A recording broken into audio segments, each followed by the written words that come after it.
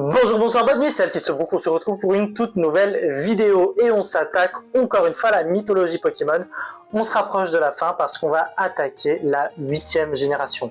Enfin, je dis qu'on se rapproche de la fin parce que à l'heure actuelle où je tourne cette vidéo, bien sûr, on est qu'à 9 générations. Rien ne nous dit qu'une 10e, une 11e, voire même une 12e génération arrive pour le futur et que du coup, ces vidéos restent sur la chaîne. Alors pour cette vidéo-là, on fera quand même quelques retours en arrière.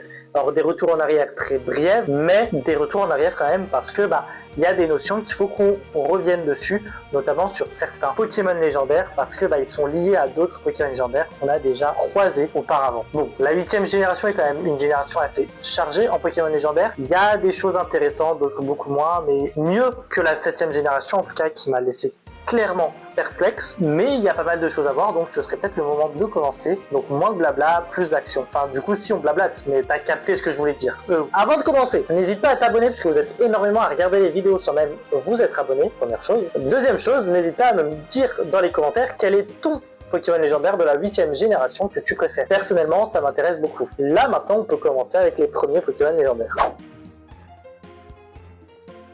Bon, vous devez le savoir, il existe 3 oiseaux légendaires. Ceux-ci contrôlent littéralement le climat. On a ainsi Articodin, l'oiseau de glace, Sulfura, l'oiseau de feu, ainsi que Elector, l'oiseau de foudre, de l'orage, c'est comme vous le voulez. Ainsi, ces 3 Pokémon vont créer à nouveau 3 oiseaux légendaires qui vont pouvoir un petit peu les remplacer lorsque c'est nécessaire. On a ainsi Articodin de Galar, l'oiseau psychique. On dit qu'il projette un rayon qui immobilise ses ennemis. On a l'impression qu'ils sont gelés au final. On a ensuite Elector de Galar, l'oiseau de combat. On dit que lorsque ses plumes se frottent entre elles, il rappellerait le bruit de l'électricité. Et ainsi on termine avec Sulfura bien sûr de Galar, l'oiseau des ténèbres qui lui a un aura qui rappellerait fortement le brasier. Bref, 3 oiseaux qui se trouvent non plus à Kanto mais à Galar. Bon, on connaît les origines de certaines dimensions de la matière, le temps et l'espace. Dialga représentant bien sûr le temps et Palkia représentant bien sûr l'espace. Tous deux créés par le dieu des Pokémon, Arceus, ainsi que Giratina qui vient compléter ce trio de la matière en tant qu'antimatière. Mais on dit que Palkia et Dialga auraient une forme différente lorsqu'ils sont dans leur dimension. On parle tout simplement de Dialga forme originelle et de Palkia forme originelle. Les véritables formes de Palkia et Dialga qui ainsi n'auraient plus aucune limite et restriction de leur puissance. En gros, oui, quand ils arrivent dans notre monde et qu'ils ont leur forme qu'on connaît, ils sont assez limités. Lorsqu'ils sont dans leur dimension, la limite n'existe plus. Un peu comme Giratina en soi. Alors on peut malgré tout avoir leur forme originale de notre monde, mais il faut soit équiper Dialga d'une orbe adamant, soit Palkia d'une orbe perlée pour pouvoir avoir ses formes originelles. Sinon, c'est assez complexe.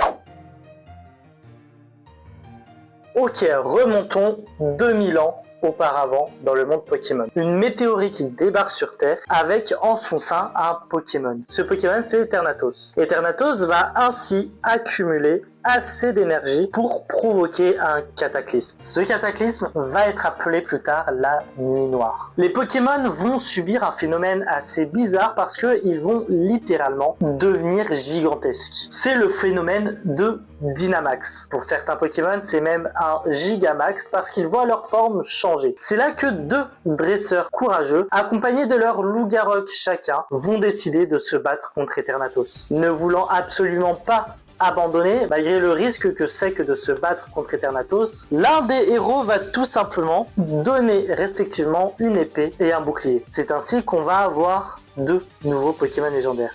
Ces loups-garok vont évoluer. On aura ainsi Zacian, le loup à l'épée d'azur, ainsi que Zamazenta, le loup au bouclier écarlate. C'est grâce à cette transformation qu'ils vont réussir à faire basculer la balance et à vaincre Eternatus. Nos 2 héros vont donc devenir les rois de Galar et une statue va donc être érigée à leur effigie, mais surtout à l'effigie de Zacian et Zamazenta, qui eux seront tout simplement partis se reposer auprès d'une source après ce rude combat. Eternatus, quant à lui, n'a plus l'énergie pour garder sa forme Infinimax. Cependant, il va quand même laisser quelques éclats de lui-même qui vont permettre aux Pokémon tout simplement de Gigamaxer ou de Dynamaxer. D'ailleurs, on réutilisera cette énergie-là également dans les arènes Pokémon ou certaines zones, en tout cas restreintes, pour pouvoir utiliser le Dynamax ou le Gigamax. Merci la technologie. Bon, on est toujours à Galar, mais on va aller un petit peu plus loin sur l'île d'Isolarmur, où tout simplement deux Wushours vont se battre. Chacun des Wushours a son propre style de combat. L'un se bat en décochant des points, des coups de poing, tandis que l'autre va tout simplement déferler des coups de poing et des coups de pied. À force de se battre, les Wushours vont tout simplement finir par évoluer en Shifours. Ils vont se distinguer physiquement par justement leur technique de combat. Les Shifours vont donc tout simplement devenir des maîtres d'arts martiaux dans leur propre style. On a ainsi Shifours au point final et Shifours 1000 points. Ils vont former du coup des humains à leur propre style de combat et chacun des deux Shifours possède une forme Gigamax. Bon, on va s'attaquer au Pokémon Vilain Singe, mais qui est-ce? Alors c'est tout simplement Zarude. Zarude, ça dépend de comment vous le prononcez. Zarude est un Pokémon agile au combat et il est considéré comme étant un Pokémon extrêmement malin. Alors pourquoi? Tout simplement, exemple tout bête, lors d'un combat Pokémon, il va tout simplement harceler son adversaire tout en se déplaçant avec des lianes. Donc en fait, il va totalement le perturber psychologiquement. En combat, si tu as l'emprise psychologique, t'es plutôt bien. On va pas se mentir. Et du coup, effectivement, il se repose énormément sur ses griffes, mais surtout sur sa technique Tarzan. Alors, qu'est-ce que c'est sa technique Tarzan? C'est tout simplement ses lianes. Ses lianes qui lui servent à plein de choses. À se soigner, à se nourrir, à combattre. Bref, c'est la base même de sa vie, en fait, sachant qu'il les fabrique lui-même. Donc, or, ça, c'est un seul Zarude. Imagine Zarude qui vit en meute. Ce qui est le cas. Donc imagine plein de Zarude ensemble, ça doit être un enfer. Surtout qu'ils n'hésitent pas dès qu'il y a un Pokémon qui entre dans leur territoire et c'est la fin en fait. C'est fini. On connaît l'effet de groupe, mais alors là l'effet de groupe c'est même plus qu'ils sont violents là, c'est qu'ils vont tout casser. Voilà pour Zarude, pas grand chose à dire mais j'ai ça à dire. Bon, petit bond en arrière, il faut qu'on reparle de Regigigas. Vous savez, ce golem qui a globalement façonné les continents. Vous savez, ensuite, Regigigas a créé des golems qui ont pour rôle de le remplacer à chaque période de l'humanité, à chaque ère de l'humanité. Donc on a eu tout simplement Regice à l'ère glaciaire, on a eu ensuite Regirock à l'âge de pierre, puis on a terminé avec tout simplement Registeel à l'époque industrielle plutôt. Sauf qu'on a découvert deux nouveaux golems. Regidraco, qui est tout simplement lié au Moyen-Âge, ainsi que Regieleki, qui est lié à notre époque moderne. Ces deux nouveaux golems, on les découvre à Galar. Voilà, donc ça fait deux nouveaux golems qui correspondent à une période de l'humanité assez intéressante.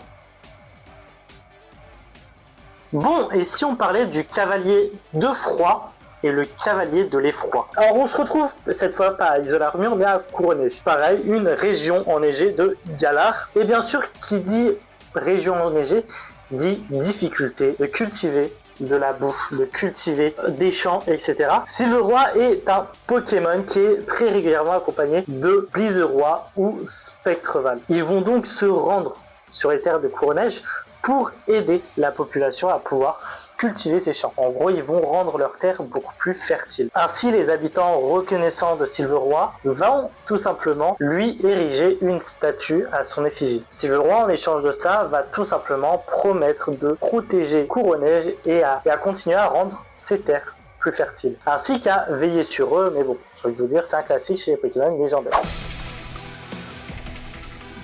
Bon, on va faire un petit retour en arrière et on va tout simplement parler d'un des génies légendaires. Alors vous en connaissez trois, Fulguris, Démétéros et Boréas. Ces trois génies légendaires qui sont apparus à Unis.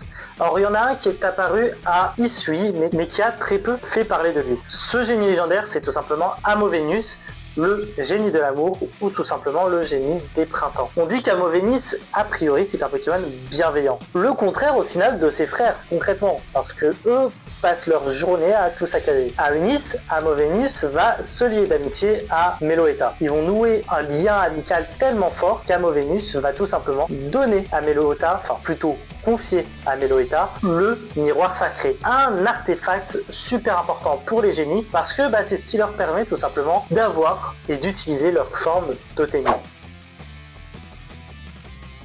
Bon, c'est ainsi que se termine cette vidéo sur la mythologie Pokémon et cette 8e génération. Alors là, pour le coup, j'ai une question à vous poser. Et elle concernera la 9e génération.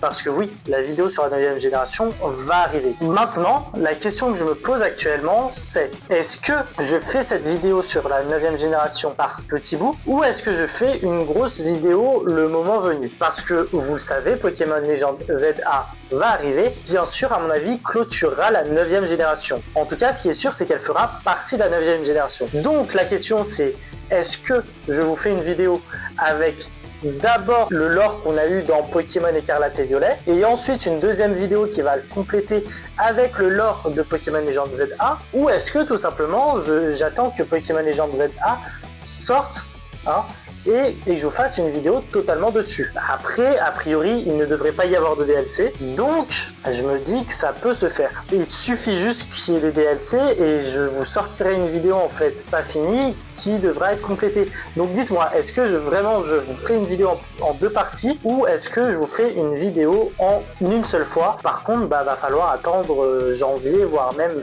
février, parce que le jeu déjà est prévu en 2025. Alors si c'est comme Legend Arceus, ça sera en début d'année, donc janvier-février, sinon ça sera en fin d'année 2025. Donc dites-moi ce que vous préférez, moi je me plie à vos envies concrètement, j'ai pas de préférence, en vrai j'ai pas de préférence, je fais ce que vous voulez. Donc voilà, dites-le moi dans les commentaires. Bien sûr, partagez la vidéo à vos potes pour qu'eux aussi décident et découvrent aussi la 8e génération. En tout cas, n'hésitez pas à vous abonner pour rejoindre la Vongola Family, activer la cloche de notification pour être prévenu dès qu'une nouvelle vidéo sort. Nous, en tout cas, on se retrouve dès la semaine prochaine pour parler manga. Voilà. Bien sûr, on ne change pas une bonne équipe qui gagne. À plus les brokistes.